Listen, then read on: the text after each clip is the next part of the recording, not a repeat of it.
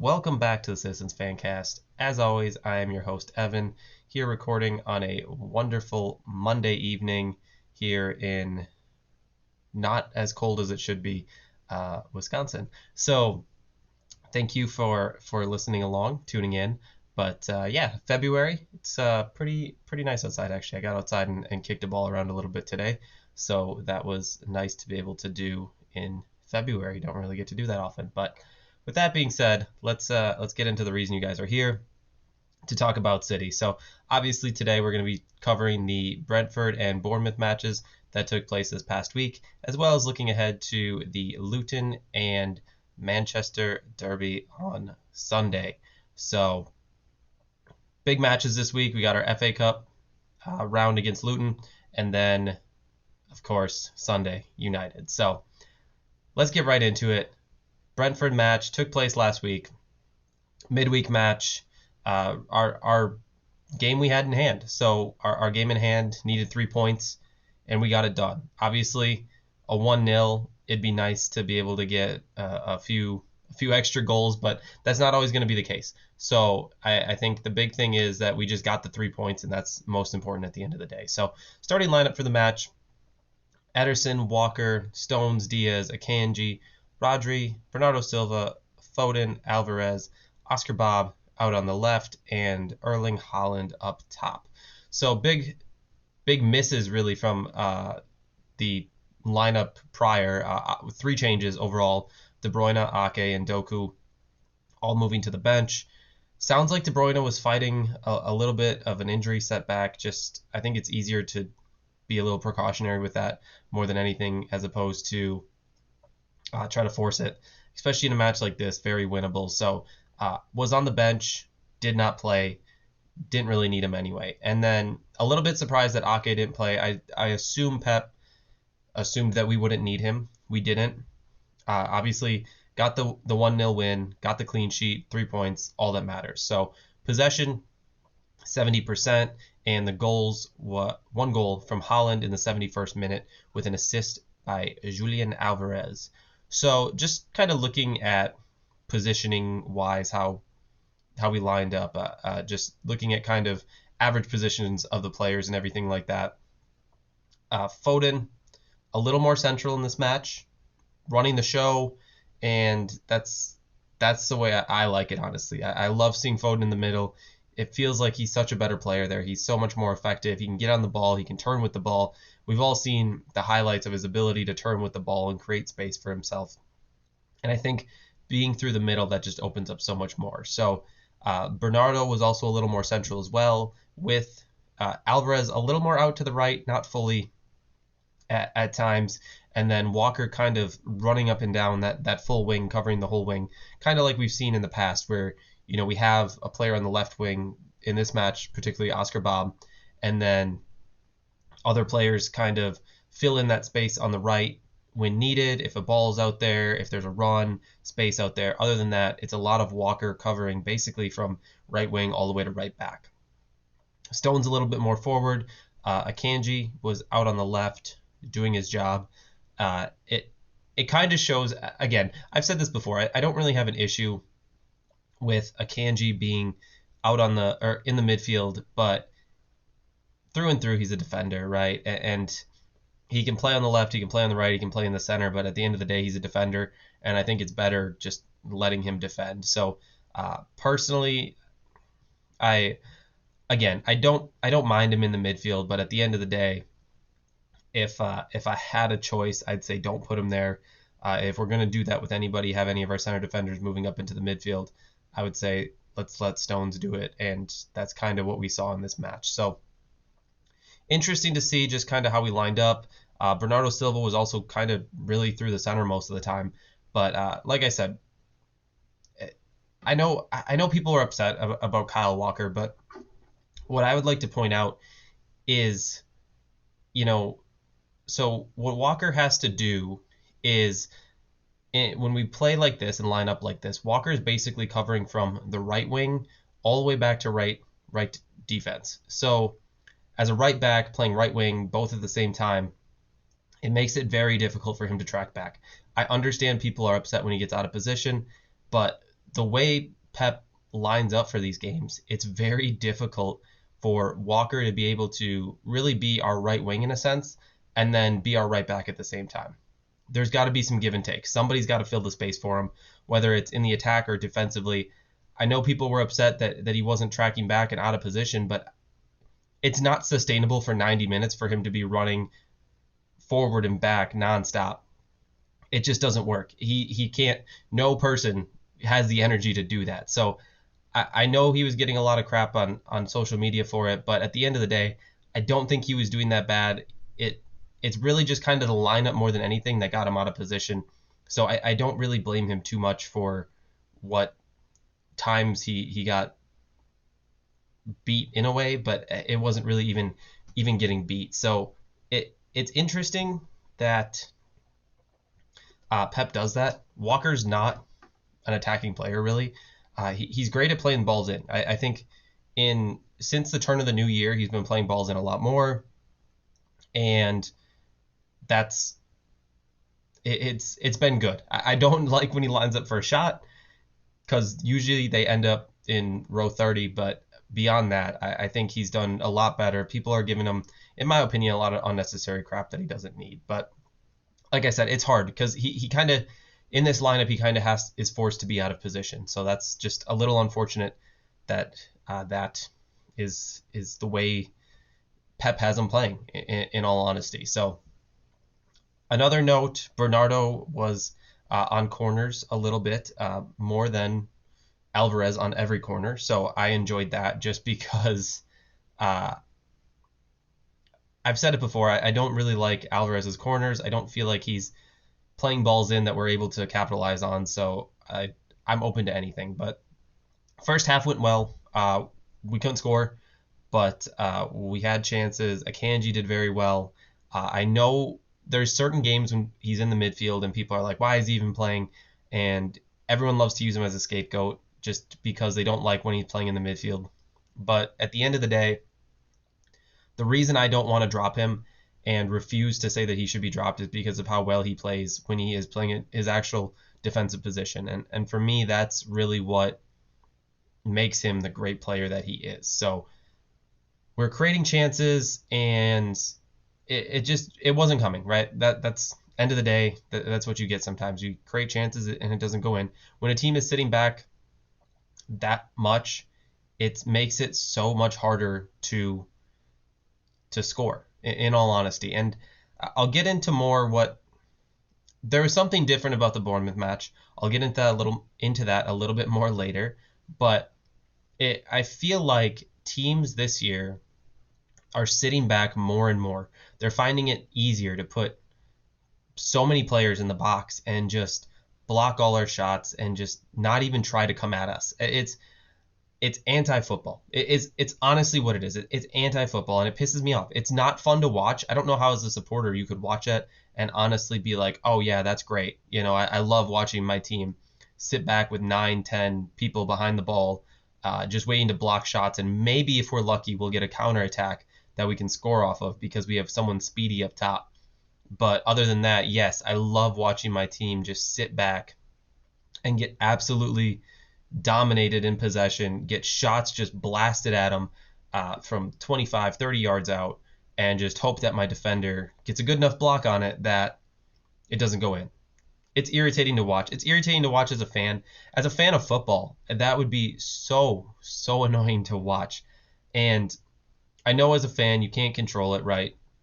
Obviously, if City would change the way they played and it started playing that way, I wouldn't enjoy it, but that's football, right? But it pisses me off. I hope City doesn't do that anytime soon. I would say as long as Pep is here, there's not going to be a change where we're going to be doing that anytime soon. But for the most part, it's frustrating to watch. The team's just sitting back, and it's so difficult to beat and so difficult to score. And I think that's why Pep made a change for the Bournemouth match. So, like I said, I'll get into that a little bit later once we finish up the Brentford match here. But it's irritating. We ended up catching him out on a counterattack, which I know my friends at Just a Bit of Banter loved seeing a counterattack goal. attacking with speed for once. So shout out to them. I know for a fact they love that goal. But it's nice to use our speed. We have speed. Haaland has speed. We have the ability to beat teams on the counterattack when we use our speed. We need to use players like Doku, use players like Haaland, Alvarez. Our players are quick. We have quick players. We need to be able to take advantage and use that speed to beat players. So it's, Haaland's strength and ability to just run at defenders, right? That's what we love about him. His ability to just be a number 9, be a striker, be a big, strong, physical striker, use that pace, use that muscle. And he had one chance and he took it. I know people are saying he's having an off year, and by his standards, you know what, maybe he is, but an off year for him is a great year for everybody else. And you know what?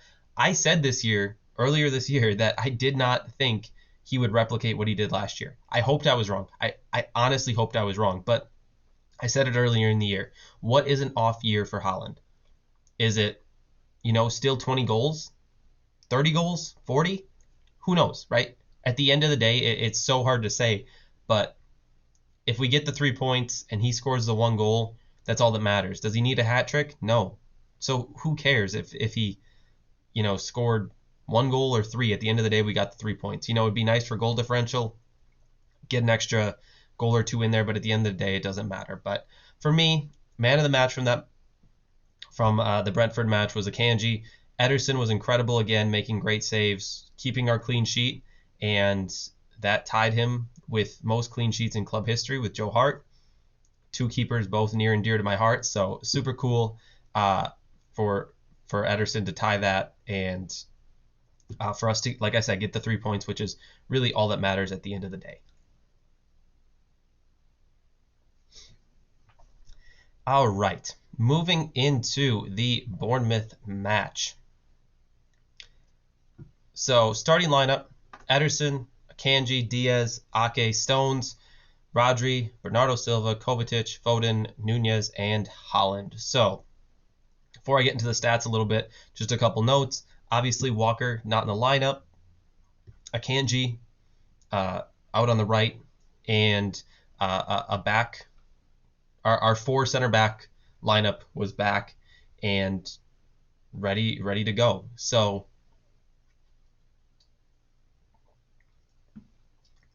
this is the lineup I think that won us the treble.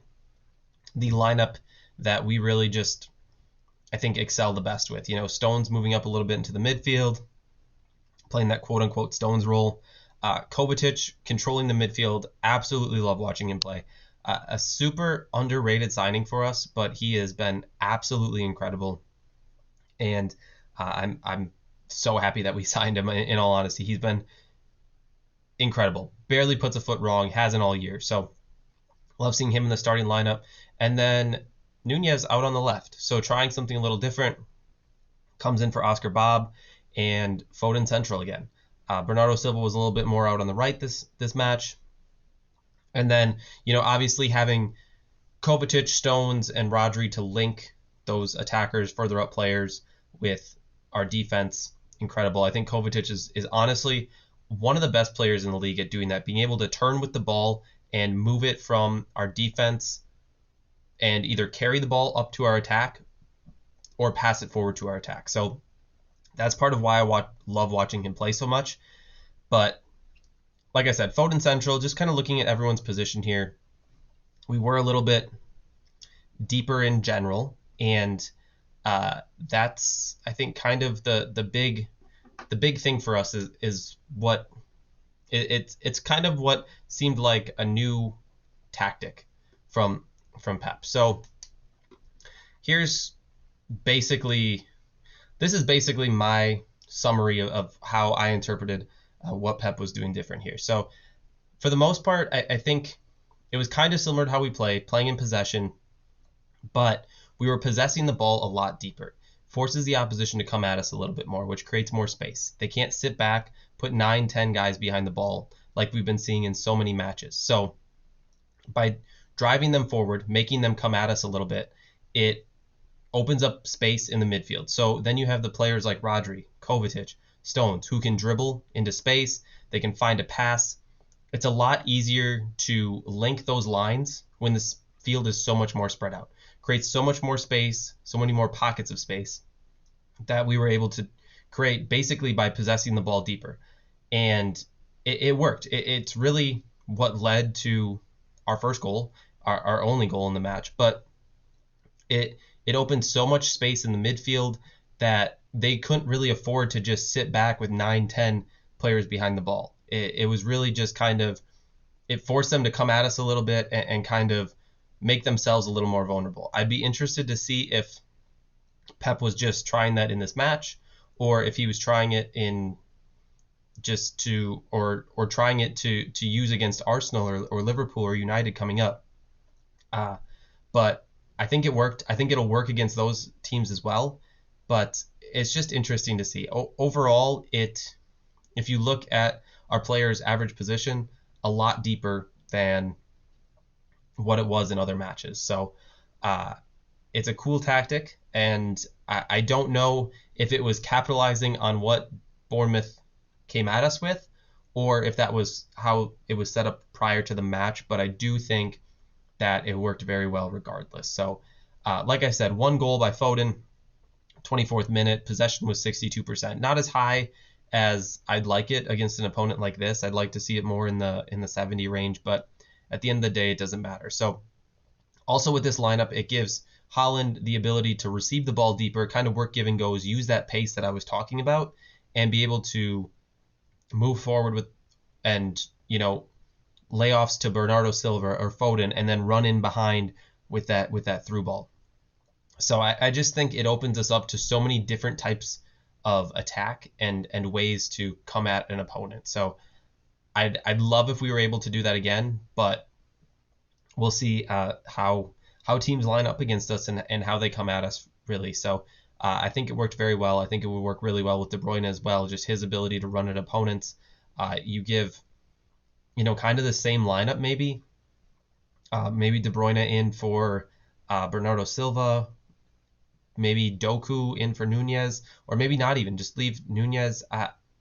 It's hard. It's hard to say what our best lineup would be, but I think De Bruyne would help a lot. I'd love to leave Kovacic and De Bruyne together in our midfield, just to see how those two can work together and work off of each other, because I think they're both great at moving that ball between lines, per se. So controlled the first half, creating chances, final ball a little bit off, but for the most part, I think we did pretty well. Second half, a lot similar to the same, pretty spaced out, ability to run between the lines. Another thing that allows by possessing the ball deeper is our defense stays deeper in general, which prevents counterattacks, which is why I think we could use that against Liverpool or United or Arsenal, where they can't use any kind of speed to come at us. And that just really makes it difficult for them to come at us. I think we've seen, Liverpool in general come at us and a lot of counterattack goals. So I think by doing this, obviously it's completely different. Liverpool's press is a hell of a lot better than Bournemouth's press.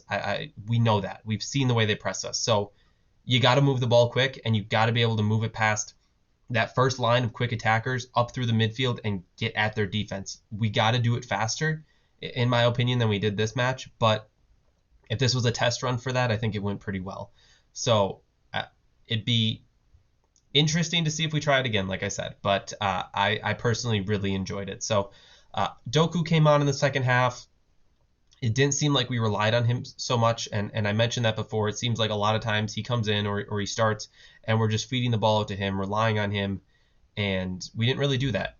Obviously, they were triple teaming him at times, so that makes it a little more difficult, but for the most part, I think we didn't really try to be too reliant on him, and that made it a hell of a lot easier for us to go and attack. But for the most part, dominant. Second half could have been better. I'm not going to sit here and sugarcoat it and say we were great, we were so much better. They came at us. There was a large portion where we couldn't get our playmakers on the ball. We couldn't move the ball up the field. It's kind of that thing where I've mentioned earlier in the year where you lose the ball in the midfield and it comes back at us. But it worked. We didn't allow a goal.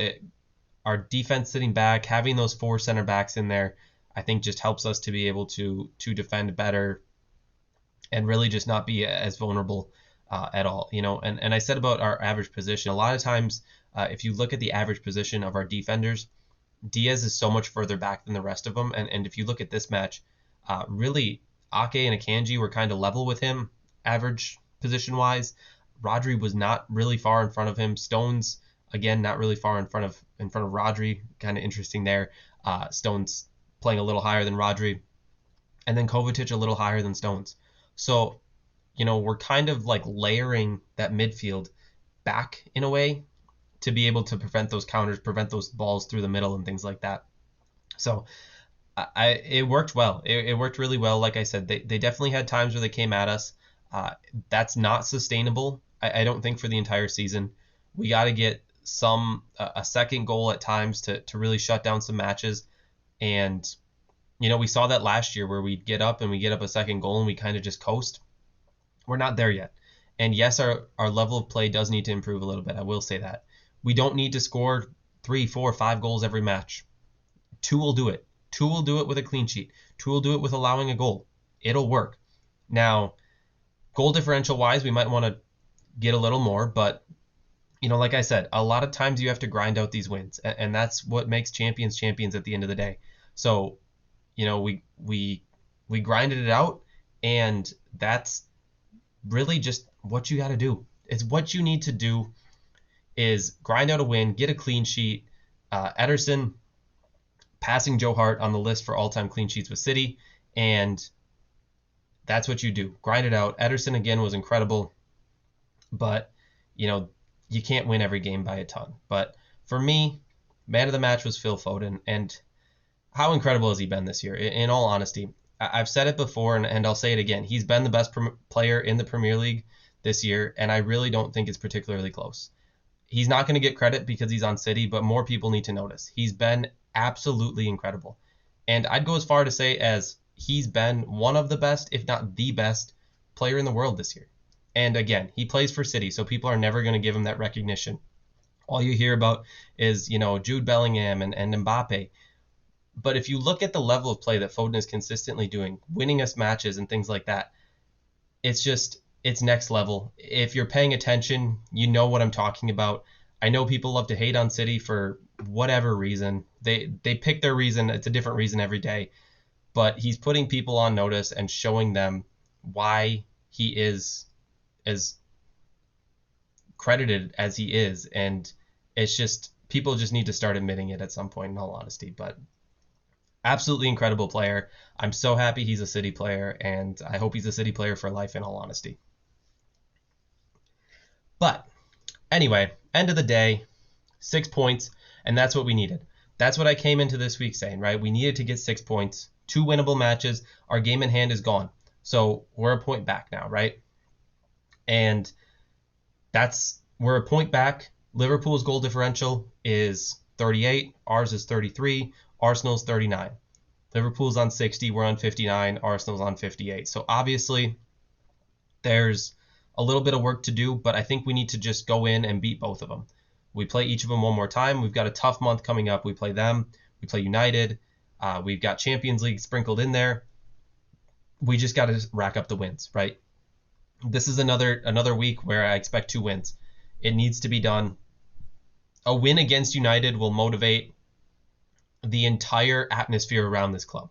It'll motivate the fans. It'll motivate the players, and we need it. So I'll get into the previews a little bit later, but just want to talk about a little bit about injuries. So Guardiola and Grealish, both back in training. Grealish was on the bench on Saturday, did not get any minutes, but I'd expect, depending how he is, he might get some minutes tomorrow against Luton. We'll see. Guardiola could be back by the weekend already, so with everyone back in training, that's a good sign. I'd expect, hopefully, I hope De Bruyne is healthy enough to continue to play. We're going to need him in this run. So I think our season heavily depends on him. And I know it should not be that dependent on him, but that's just how great of a player he is. So that's our injuries. Looking a lot better, obviously. Just a few little things that we've got to get worked out to be able to be at full strength. So as far as rumors, contract announced today, Oscar Bob extended his contract until 2029. Absolutely 100% fully deserved. I'm so happy that he's staying. I'm hoping next year I'm getting an Oscar Bob kit, 100%. Oscar Bob and Rico Lewis, the young players, the homegrown guys, gonna get a jersey of both. Got the Foden one up here. I'm actually wearing that exact same jersey right now with Foden on the back. But anyway, not important. But yeah, I love seeing these homegrown players just continue to come up and play for us. And let's get those guys. I don't consider them the youth players anymore. Let's get them some real numbers. Oscar Bob can jump on that number 7 on the back, change from 52, and let's get Rico Lewis a non-82 number as well. Again, not very important, but just it's the little things, right? But moving on into our previews for the week. So like I said, we play Luton. When this comes out, we'll be playing Luton today, actually. So Tuesday against Luton, FA Cup match on the road. It's tough to play them on the road. You know, we went down against them in league. We may see Pep put a really weak lineup out. We've seen him do this before where he doesn't necessarily go out to win the match, I think is the best way to word it. Again, we've seen him do it before against tougher opponents, particularly I think it was 2 years ago against Liverpool.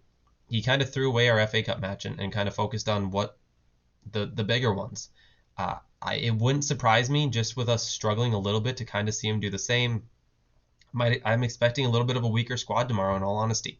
Again, Luton's in 18th in the league for a reason. They've lost 3 matches in a row, had a big win before that, but it's a winnable match, and regardless of who plays, I think it's still winnable. So it's just about our fight and our desire to want to win that match. So I'd expect Ortega, probably Oscar Bob, probably Rico Lewis. With him being rested this weekend, I would say Walker will probably start in this match as well. And I wouldn't be surprised if we saw Rodri rest, honestly. He's close to a yellow card ban. I don't think it's worth it in this match, in all honesty. If we need to bring him on later, maybe we do that. But I think we'd be okay with Kovacic there, and we'll see what happens, in all honesty. But I'd expect a little bit weaker, quote unquote. I mean, all these guys are incredible. They're on our squad for a reason. So, but it's winnable. It's going to be a tough match. Luton away is not they're not a pushover, not at all. So it'll be a tough one, and I expect it to be a good fight. But it's definitely a match that's winnable. So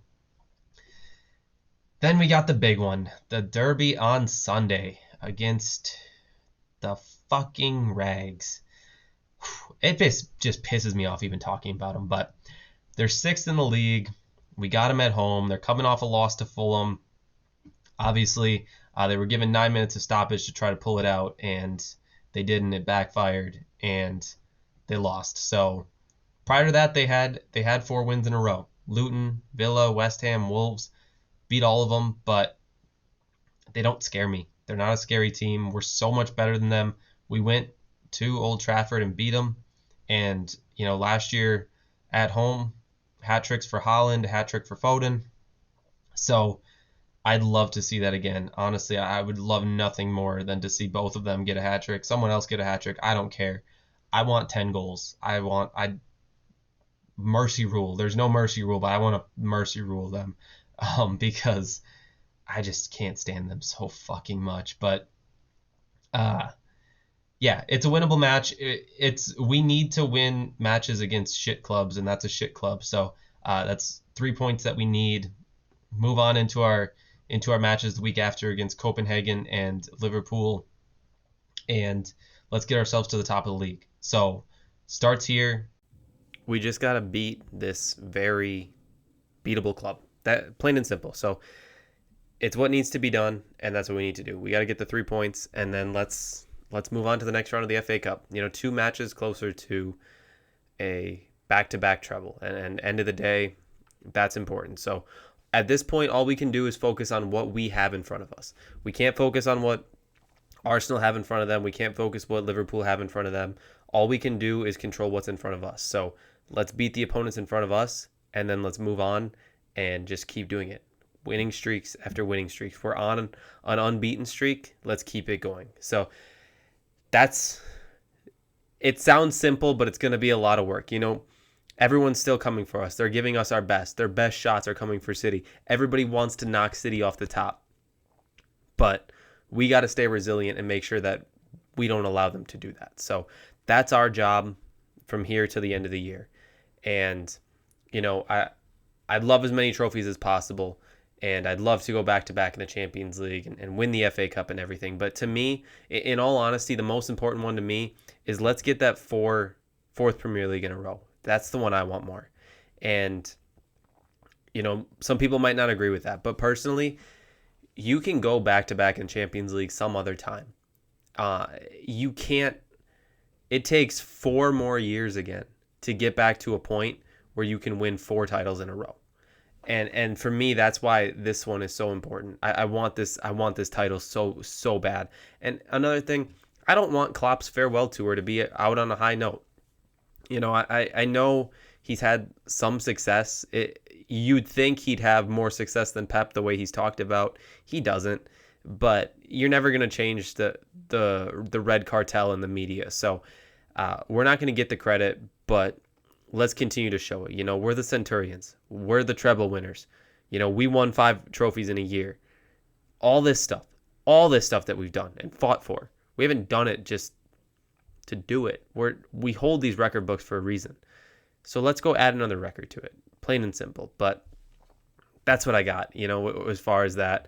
Just a few other miscellaneous notes here. I mentioned Joe Hart before being passed by Ederson. Apparently, that's what he needed to call it quits. Ederson pushed him into retirement. But obviously, I assume that's not true. But happy for him. He announced his retirement, and he was a great player for us. Extremely underrated, in my opinion.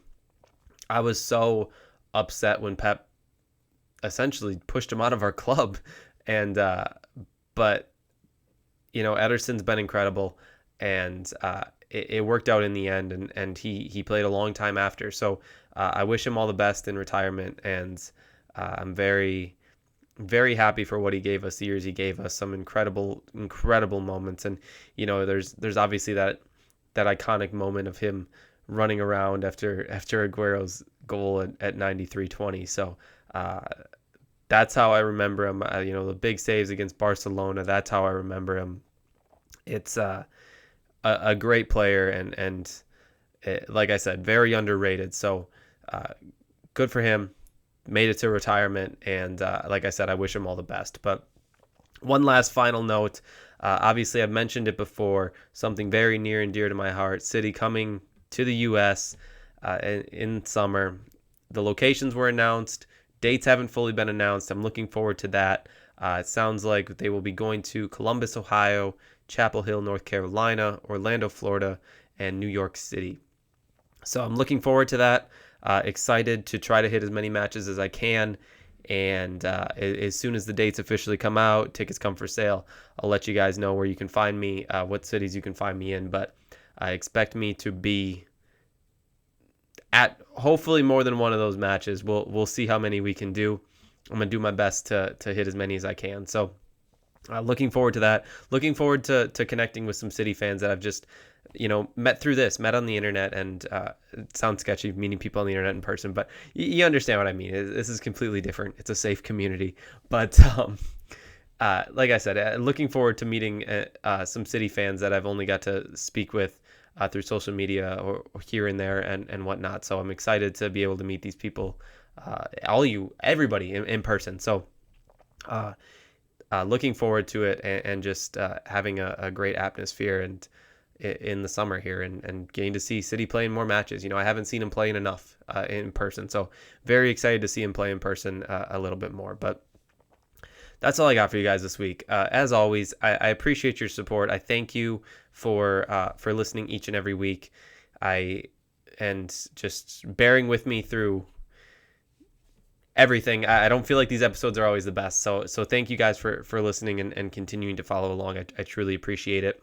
Had some technical difficulties actually about 5 minutes ago. I was kind of having a little bit of a meltdown in all honesty, but I recovered the video. So we're all good, and I'm excited to continue to do this, and like I said, to meet some of you people, some more of you City fans here in the summer. So thank you guys for listening. You know where to find me: Citizens Fancast, TikTok, Instagram, Twitter, X, whatever you want to call it. You know where to find me, and subscribe on YouTube. I post all these videos. Again, at some point, I'll have more content than just these videos. It's just a matter of me getting to it because I'm lazy. But as far as listening to the show, Spotify, Apple, Amazon, Google are the main ones out there, and or just Google Citizens Fancast. You'll find everything I got out there. And yeah, that's what I got for you guys. So thank you. I look forward to talking to you guys again next week after we hopefully move on to the next round of the FA Cup and get 3 points against that shit team from Manchester. So have a good week.